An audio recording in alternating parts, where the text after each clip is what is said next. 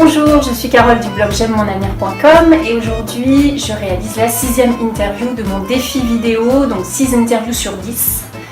Et je suis en compagnie d'Agathe, la sœur de Zoé, donc Zoé que j'ai interviewée précédemment. Donc, si vous n'avez pas vu sa vidéo, courez la voir.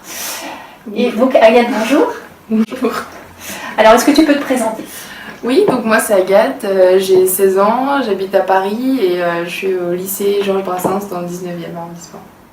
D'accord. Tu es en quelle classe cette année ? Là j'étais en première L, j'ai passé mon bac de français cette année. Première L, ta sœur nous en a parlé. Ok, on va revenir un petit peu en arrière. On va faire un petit feedback. Alors en 3e, est-ce que tu t'es posé des questions, voie générale, voie technologique, voie professionnelle ou pas ? En fait, j'étais dans un collège à horaire aménagé depuis la 6e et du coup, je me voyais pas du tout revenir dans des horaires normaux, 8h, 18h. Je sais que ça me convient pas et que j'aurais pas supporté. Du coup, pour moi, c'était assez logique de continuer dans cette voie d'horaire aménagé au lycée. Et après, le choix qui s'est posé, c'était juste celui du lycée parce qu'à Paris, il y en a 4 qui proposent. Non, oui, il y en a 4, donc 2 qui proposent TMD, c'est technique de la musique et de la danse. Et je préférais passer un bac général, donc du coup j'ai choisi le lycée Georges Brassens qui me permettait de faire un bac général. Dans le 19e. Ouais. Oui. Qui me permettait de poursuivre ces études générales en continuant mes activités avec beaucoup d'heures. D'accord. Toi, tu faisais de la musique. Oui. Comme ta sœur. Ouais. Et donc vous êtes retrouvés dans la même seconde. Non, on était dans le même établissement, mais il y avait 3 secondes et on avait demandé à pas être dans la même classe. Ensemble. Oui. Très bien. Donc la seconde s'est bien passée. Oui. Ensuite, il a fallu choisir une filière, une série. Donc tu as choisi L. Oui, alors j'ai toujours voulu prendre S. Et en fait, je considérais un peu que L, ça serait un échec si je prenais L. Parce que pour moi, S, ça ouvrait toutes les portes et que je pourrais faire tout ce que je voulais. Et j'étais un peu dans quelque chose de S, c'est la voie royale, c'est quelque chose de génial. Et en fait, en seconde, je me suis rendu compte que les maths et moi, c'était...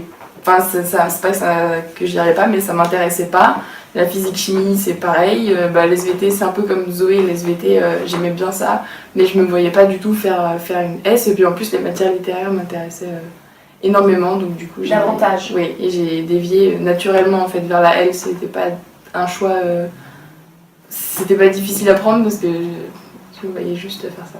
C'était pas difficile à faire comme choix. Ouais. Qu'est-ce qui te faisait penser, qu'est-ce qui te laissait penser que S c'était la voie royale, comme tu l'as dit hein ? C'est un peu un message qu'on nous dit depuis qu'on est tout petit, pas forcément mes parents, mais à l'école, au collège, certaines conseillères d'orientation ont pu nous dire que si on ne sait pas trop encore ce qu'on veut faire, etc., il vaut mieux prendre S, c'est sûr. J'ai beaucoup d'amis qui font ça par exemple. Du coup, j'étais un peu dans ce moule de toute façon, il faut que je prenne S pour réussir à faire quelque chose après. Et en fait, non, pas du tout, parce que je vois que L, ça va pas me fermer les portes de ce que j'ai envie de faire. Et du coup. Tu dis en seconde, je me suis aperçue que les maths, finalement, j'avais pas tant d'affinité que ça avec les maths, la physique, chimie non plus, etc. Tu t'en étais pas aperçue avant au collège ?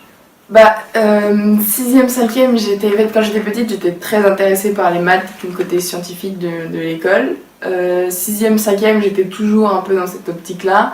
Et à partir de 4e, 3e, je me suis rendu compte qu'en fait, c'était quelque chose je me rendais déjà compte que ça me correspondait pas vraiment parce qu'il y avait cette espèce d'esprit logique où on doit prendre par cœur des formules, les replacer, c'est toujours la même chose qu'on réutilise, il n'y a pas vraiment... Enfin, désolée pour les scientifiques qui regardent la vidéo, mais il n'y a pas cette espèce de côté réflexion, un peu de pouvoir réfléchir à un sujet, se faire des avis, écrire beaucoup de... Enfin, il n'y avait pas tout ce côté-là et c'est quelque chose d'assez vraiment, même si j'aime le côté concret, mais c'est trop brut pour moi et c'est pas trop. Très bien. Donc seconde, ça se passe relativement bien. Tu t'aperçois que t'es plus littéraire. Oui. Et donc tu fais le vœu d'aller en L. Oui. Les professeurs acceptent ? Oui. Oui. Très bien. Donc là, tu as intégré la première L que tu as terminée cette année. Et tu vas donc aller en terminale. Terminale L. Est-ce qu'en choisissant L, tu avais quand même une idée de projet professionnel par la suite ? Oui. J'aimerais bien faire un BTS design et faire des écoles de design par la suite. Ça, c'était mon idée de base. Après là en ce moment ça, je sais pas trop, avec l'approche des vœux APB je réfléchis quand même pas mal. Mais oui, je voulais faire ou des BTS de design ou des écoles de mode après. Donc c'est littéraire, mais en soi ça n'a pas vraiment d'importance. Alors pourquoi le design, pourquoi la mode?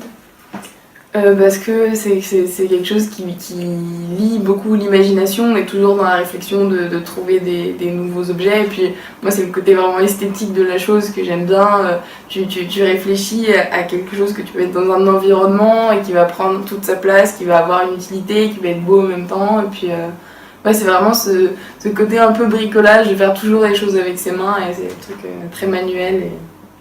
Donc, moi, c'est ce que tu aimes dessiner. J'aime dessiner, après c'est pas non plus quelque chose, je peux pas me poser à une table et dessiner pendant 3 heures. J'ai des amis qui sont passionnés de dessin, qui font ça, moi je peux absolument pas faire ça. Je suis plus vraiment dans on donne un petit bout de papier, tout de suite on va faire des petits trucs, etc. Mais le dessin, non, c'est pas forcément... Dans la création. Ouais. D'accord, donc pour l'instant ça commence à bouger. C'est-à-dire que tu pensais à ça et aujourd'hui... Tu t'interroges vers des études de droit peut-être. C'est complètement différent. Oui. C'est assez deux extrêmes quand même. Mais non, parce que ça m'a toujours aussi intéressée, mais c'est juste que c'est les deux options auxquelles je pense depuis longtemps, et le choix que je vais avoir à faire, c'est vraiment l'un ou l'autre, parce que ça n'a rien à voir. Il n'y a pas de troisième choix, de troisième voie? Non.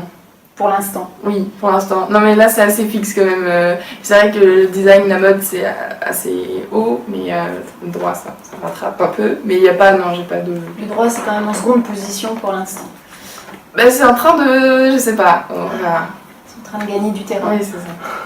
D'accord. Surtout parce que c'est des écoles privées, beaucoup les écoles de mode, et ça passe pas par APB forcément. Et du coup en choix APB peut-être mettre du droit, et en concours d'école privée la mode. Très bien, tu t'es renseignée justement de façon approfondie sur tout ça, sur toutes ces études. Ouais, je commence à vraiment me poser des questions là-dessus, et à chercher pour pas être complètement affolée en écrivant les vœux et sans savoir à quoi m'attendre. Oui, parce que ça arrive vite. Ouais. D'accord. On vous a parlé au lycée d'APB? En seconde, on a eu une espèce de première approche où on nous a expliqué qu'on aurait à faire à APB. Là, en première, notre conseillère d'orientation, elle est revenue pour nous expliquer un peu plus précisément les schémas des études, etc. Mais là, ça va être à la rentrée où je pense qu'on va manger du APB matin, midi et soir. Et ça t'angoisse? En fait, je sais pas si c'est de l'angoisse ou plus de l'excitation un peu, parce que c'est vrai que j'ai envie de faire autre chose, même si je suis bien au lycée avec mes amis, au conservatoire, dans mes études artistiques, etc. Je suis hyper bien, mais je me dis qu'il faut que j'ai envie de faire quelque chose d'autre, quelque chose vraiment qui me plaît, et du coup, non, c'est plus de l'excitation de vraiment écrire un choix, et c'est ce choix-là peut-être qui va un peu écrire ce que tu vas faire plus tard, ta vie, même si tu peux changer après d'orientation.